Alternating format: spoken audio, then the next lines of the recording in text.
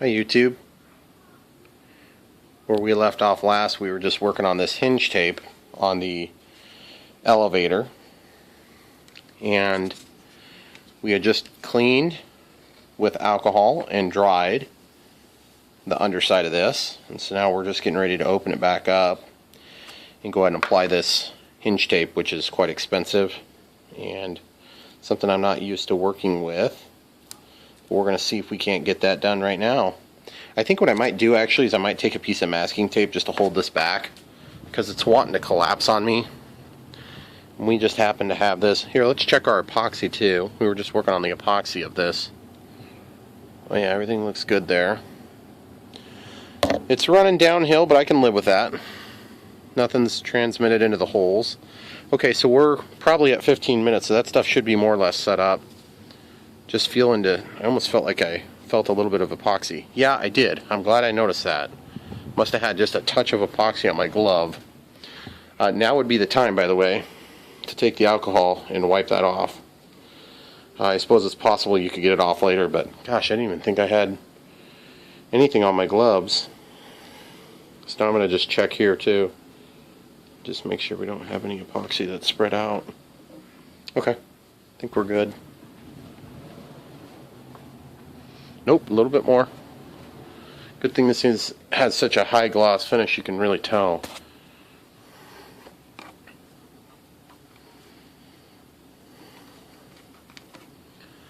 So just getting it nice and clean. Once it's dry, run a clean hand across it. Okay, so if there's any more, it's just so incidental, I don't think you're going to be able to see it. We should be able to clean some of it off. Okay, masking tape. Got some masking tape here, we'll take 2 pieces. So the difference between success and failure on a lot of these is preparation, in my experience. Which is why I fail on some of these projects, because I don't want to spend the time to do the preparation. I just want to go fly the plane. Really, really bad want to fly the plane. And to be perfectly honest, if I could just fly planes, I don't know that I would ever build them, even though I might be reasonably good at it. So, because I just like flying. Although it is raining today, so... Alright, now the objective of the hinge tape is to transmit the load of back and forth movement to the actual wing surface. So similar to what a hinge would do, of course, without the added weight of a hinge. Even though a hinge would be stronger, this is going to be better for the application that we're doing here. I do think it's still kind of a crazy rip-off. Okay, so we're going to peel this.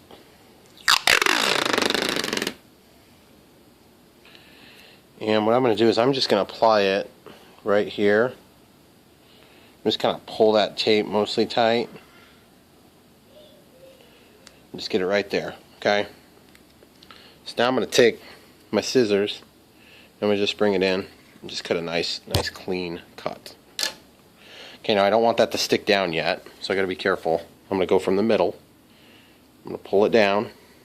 I'm going to push it tight without pulling so hard that it's stretching the tape. Okay, now I'm touching the seam first here, walking it from the center to the edge. I want to minimize the impact of having potential for air bubbles, because air bubbles are a pain in the butt. Just slowly walking it down. Okay, now we got to do this to the ailerons when we're done with this. That's going to be way harder because they're just huge compared to this. No, they're not huge. They're a little bit longer. But you can see what I was talking about. This stuff's $5 for 5 meters. That's crazy expensive in my opinion. One thing I like about this inside hinge is that it's going to be hidden about 90% of the way. Super sticky stuff, geez. Can't believe how sticky it is. Now, I got that little tail, and I'm a little bit nervous because when I tape that down, that's going to be pointed forward. and boy, it would be nice if I could trim it. I just don't know if I can get away with it. And the other thing is I got a little bit too long over here. Dang it. Let me try to cut it. I don't want to damage the monocoat, or whatever this coating is. I don't know if it's monocoat, if it's some other coating. I'm just going to call it monocoat, even if it's not. Okay, so you see what I'm going to do? If I do this, then I actually compromise some of the structural integrity of this tape, because it's not going to be quite as much. But then I don't have to see it, for one. Oh, that's actually on the trailing edge. Ah, never mind. My bad. We'll just stick it down. It's fine.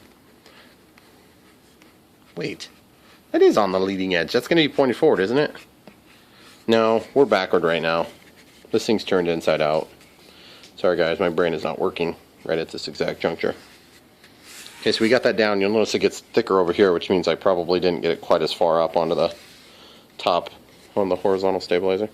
This is the bottom, incidentally, of the horizontal stabilizer. Okay, so now we can take this tape off. And the idea is you don't want to add any resistance to the hinge, but inevitably with hinge tape and things of the sort, you are definitely going to add some. Now look what's happening. That's not good. I don't like that at all. So I'm going to go in here tight with my fingernail, and I'm going to just work that seam real tight. I'm pushing hard. Okay? You see what's happening? I'm going to have to hold that there and actually force it to stretch the monocoat a little bit. And what that's going to do is that's going to allow us to not have the servo overdriven, trying to hold it in a neutral position. Okay, so it's still wanting to come up, so I'll just do that a little bit longer. Just hold it. And I'm taking him and kind of pulling it back at me.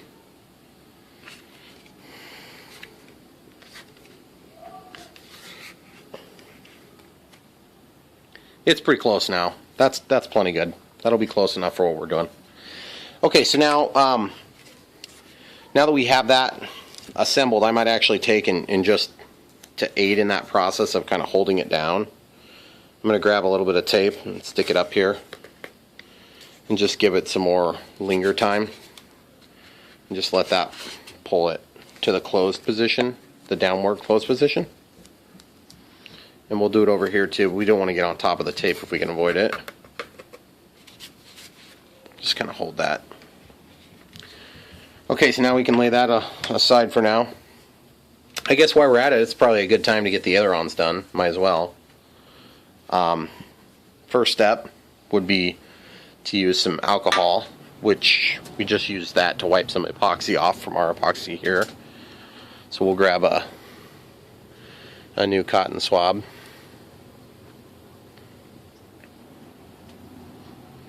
And what we're going to do is we're going to clean the surface inside and out. Now you could just do the top of the aileron surface. There is definitely something going on in that bottle.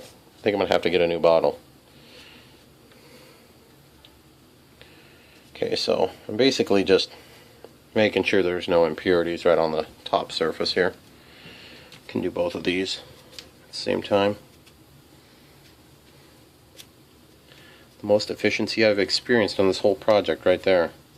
It's crazy.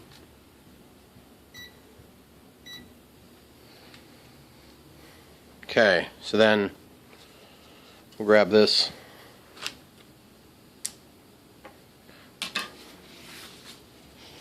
Go ahead and dry it off.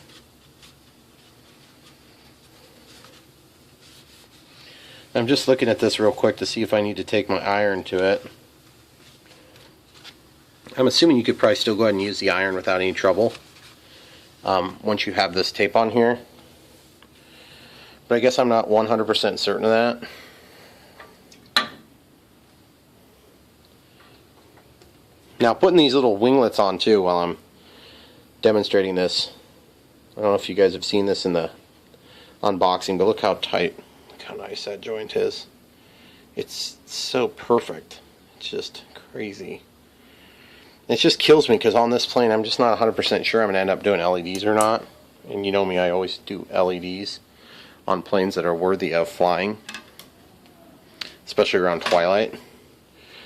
But I just don't know if I'm going to do LEDs on this plane yet. It's just such a pretty plane. I don't know if I want to add the weight. I don't know if I want the added complexity of wiring. Okay, so we got that. What I want to do is I want to split the difference of the hinge point. Okay. And that stuff's stretchy. So weird that it's so stretchy.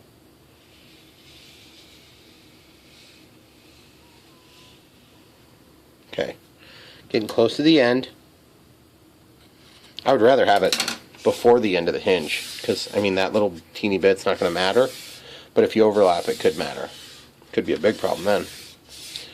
And guys, the one of the very few things that I don't like about this model is that it doesn't have flaps. And then the air brakes. For whatever reason, Ian had sold these air brakes to somebody, and I thought maybe I could take them out of the Arcus M, which is up there. But the Arcus air brakes are a little bit, they're a little bit shorter, and they think the wing is a little deeper. So now, remember how the elevator didn't want to go back to flush? I'm a little bit nervous about that happening with this too. And I think part of it is just the nature of the amount of deflection that's expected. I'm kind of thinking maybe I shouldn't even do the inside on these, because I've already got that extra added layer of protection and strength on the top.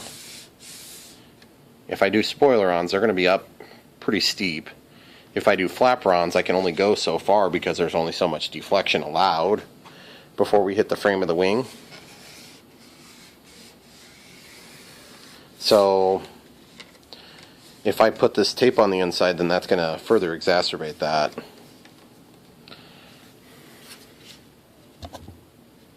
Pretty sure I'd probably end up operating spoiler-ons on this plane if I was going to do either. And I don't think I want to cut it. That would potentially be bad. Guys, I'm not sure. I'm not sure the best move. We'll get the other one taped up as we think about it.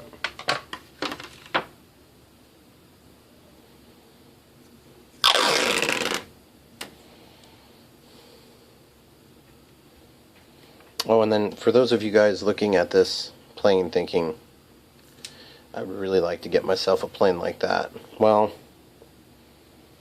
you know, as is typical on my channel, of course this plane is discontinued. I bought this on RC Groups, used of course. And when I say used, I mean just like, it's not a new in box, but it's new. It's just the guy that owned it had done some work to it. Limited amount of work to it.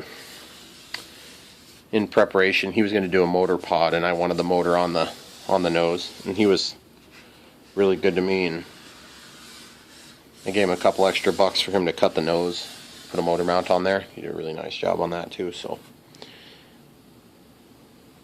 okay, alcohol.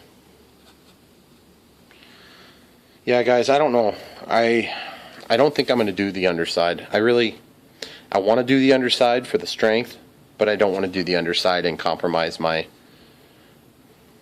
hinge there. Because the alternative is I would have to cut this and open up that wedge, or cut the wing and open up the wedge, neither of which I want to do.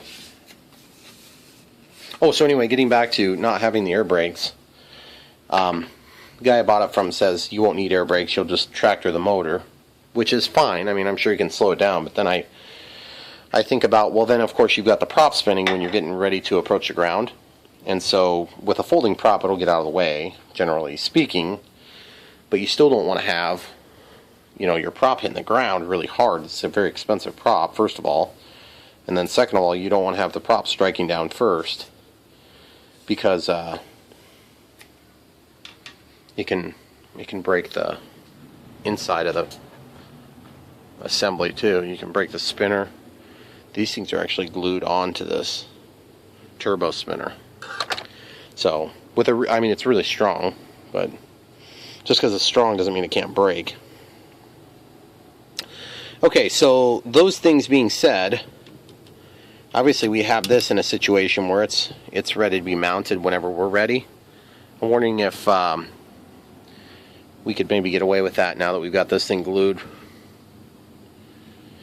Not 100% sure. The landing gear also needs to get in there at some point, but I'm kind of waiting on that so I've got this access point to work from the bottom. Why don't we go ahead and put the winglets on?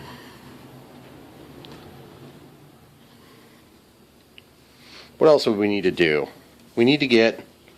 Oh, well, we need to cut the servo pocket on the other side of this too. There's a servo pocket that's not cut on one of these, right there. This other one, for whatever reason, it was already cut. Probably because Ian had done that already. So the way you do it is you cut an X, and then you fold it in. Use the iron to heat it up. So I guess I can get the iron going. Get that nice and hot. The one thing about it is, while it's cool, there's all this junk on here. I guess I'm not 100% sure if I can just launder this in the laundry or if I have to wash it by hand or what, but I'm a little bit concerned about getting these other colors onto the white finish. So I might just have to be extra careful on that. Had little solder splatters on it too, which is always handy if you're into scraping up your finish. So we'll need a sharp X-Acto knife. So while that's getting hot, let's go ahead and get this cut. Okay, so the instructions show how to do this. It's pretty simple stuff. You just cut an X. So I'm going to just superficially score that. Then the second cut I'm going to make is going to be an actual cut. Okay. And see, that stuff never cuts worth a crap. It always cuts really messy.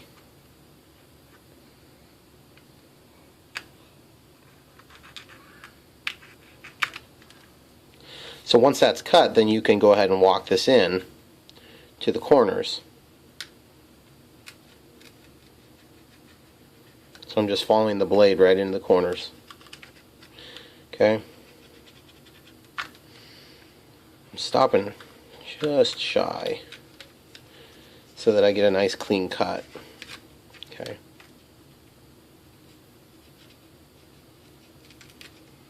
Okay. And then when we wrap that inside, we'll use the iron to heat that up and let it make adhesion. So now some of that excess we're going to have to trim off though, because it's just way too much. Let's grab some scissors while that thing's still heating up. You want good scissors for this.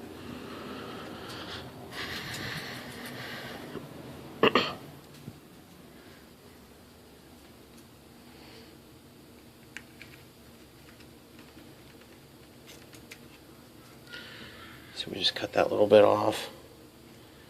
And I'm hanging on to it actually, the little bit that I cut off. The reason I'm doing that is because in the likely event of needing to touch up a little hole or something, that might be enough to get you out of hot water, you know. You don't want to compromise having a good finish on the whole plane over it, but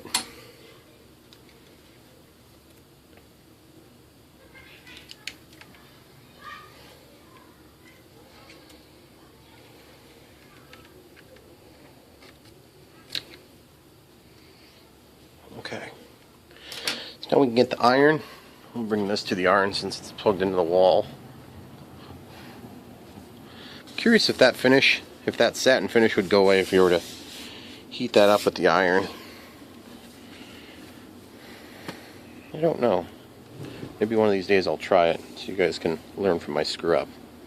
Okay, I have it on the highest setting, so it should heat this up just really quick to get it to stay.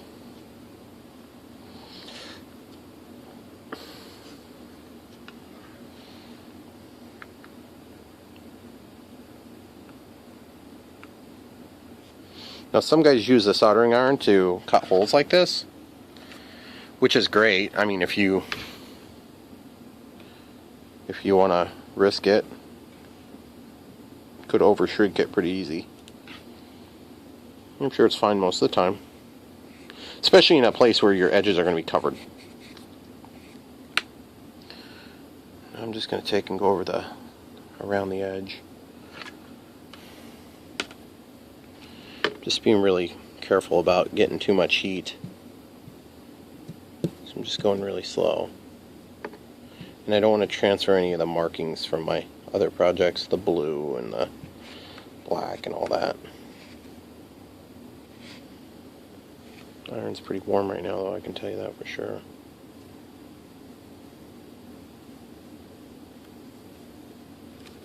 So far so good. It's really making good, easy work of it.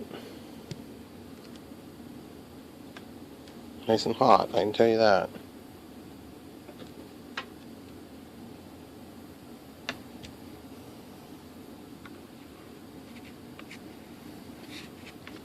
Okay, cool.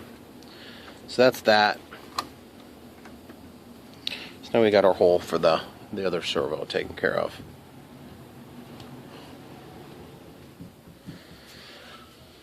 So now, if we wanted to put the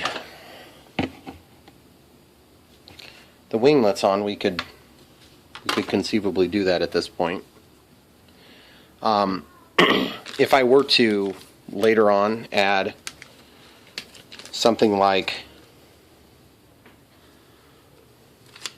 if I was going to add something like LEDs, it's very likely I would want to try to add them in here. But look how thin this is, guys. And it's not hollow, so I don't even honestly know exactly how that would work. I'd have to drill a hole just to get the wires out to the winglet tips. I just don't even know if I can do it on the winglet tips. I'd probably have to do it out here at the base of the wing root of the winglet. So then the other thing I'm thinking about with these winglets is, do I do magnets to hold them on and just stick a magnet in this crack, like 2 of them, and then cut in 2 magnets so that they're held on with a magnet, so if I crash they just pop off? And when I say crash, I mean a lot of times when you're landing gliders, one wing hits a tall grass or, you know, like a reed, and then it gets swung around really quick, and so that would allow these to kind of be saved. Or I can just epoxy them on there.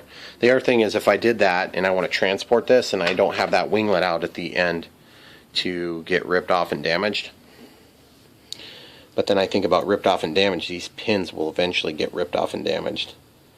But if you've got enough magnetic pressure there, it's going to keep it on there no matter what. It's always a hard call when you've got these things. It's nice to have the choice, but you know, when you're new at it, like I am, it's almost nice to just not know. Just not have the choice, just have it done. But look how gorgeous they are, though, guys. You know, and then there's always the old trusty just CA the thing together and forget about it. There's less weight involved in that. If I go with epoxy, then the epoxy will have to be applied really sparingly anyway. If I do CA, then the CA is going to be more brittle. If I epoxy this on and it breaks off, it's more likely to break the wing off. Like break the whole balsa area over here. Just out of curiosity, let's see how big the magnets are compared to this opening. You know what? I'm not doing that. I'm just going to epoxy them on. I think I'm just going to whip up a small batch of that epoxy. We're just going to do it that way. And that's just the way it's going to go. I'll just slather some epoxy on, and I'll have my alcohol ready. Maybe I'll put some tape on the white finish of the wing. I can clean this off. It's plastic. I should be able to scrape on that a little bit. So let's do that. I've made up my mind. So now I just need to get some tape going. Got one piece of tape here we can use, or one side of it at least. Okay, so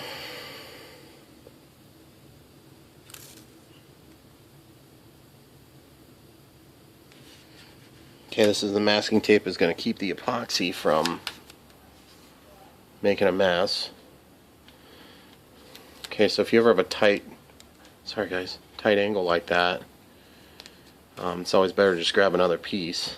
That's why I said we've got one piece here, even though I had two pieces of tape. Okay, so now my other piece of tape is going to make up for the other bottom portion. Just pulling it real tight. Try to get a good clean application.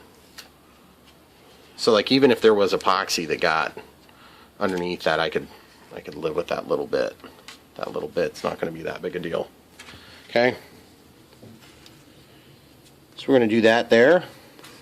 We're going to do the other side. We're getting close to running out of memory again on this video.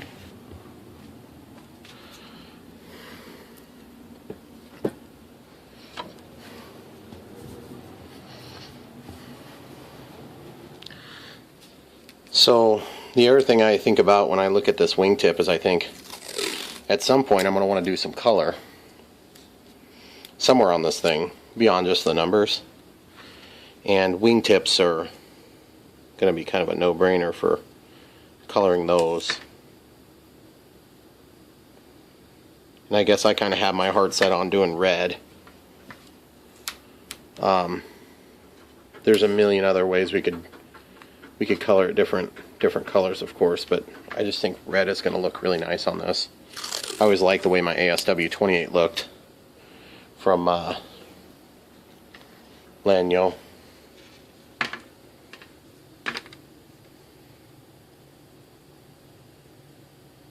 That's the Hobby King one, in case you guys are wondering. Hobby King Lanyo. Okay. So then I can use alcohol to wipe any off of this side. And, alright, so let's get some, I think I might even just do it right here. That'd be a good spot in case I would drip. God forbid it would go in the sink. And then I just have to deal with my wife wanting to kill me instead of having it on the plane somewhere. Which sounds pretty ridiculous. It's like, let's ruin our kitchen sink instead of the plane.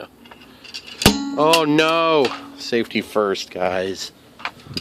So, epoxy 15-minute cure is what we're going to go with. Those gloves are probably still drying. Let's just grab another pair.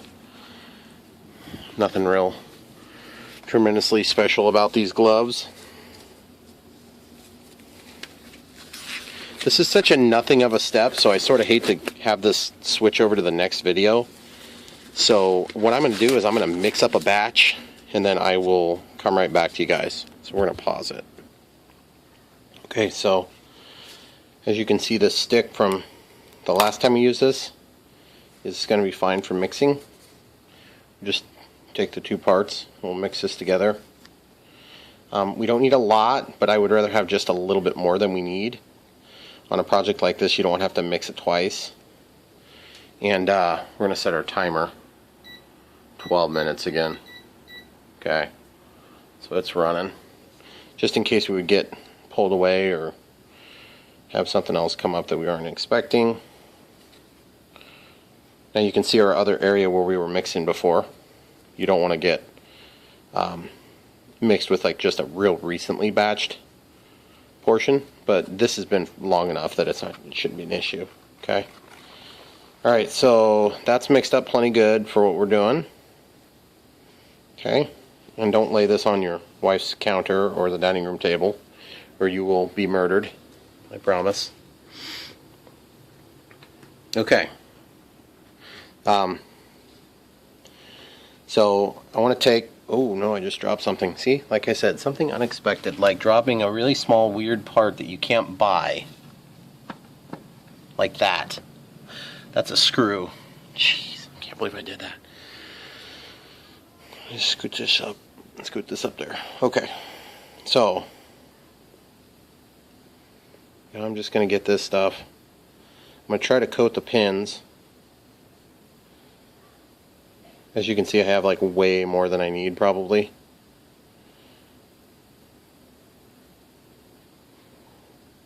And this is 15 minutes. You got plenty of time to work this stuff, guys. Don't rush. Don't make a mistake over some arbitrary time frame. Well, I shouldn't say arbitrary. It's a definite time frame. Yeah, I made like way too much.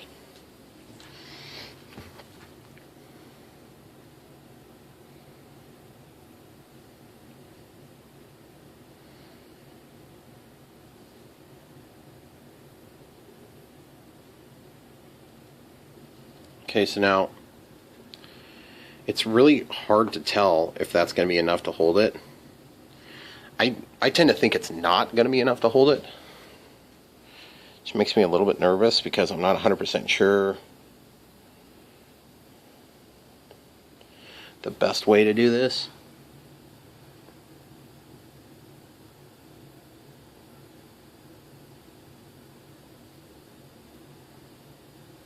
There's just not a lot of surface area there, guys.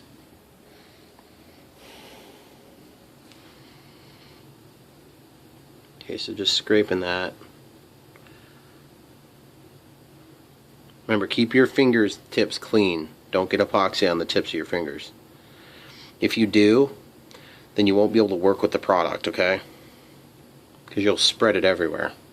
Okay, so if you have to clean up some epoxy, which I'm going to say wait on that, just leave it. Come back to it with the alcohol in a minute. Okay, so this time we're going to be a little bit more to the point, since we know kind of how we did the other one.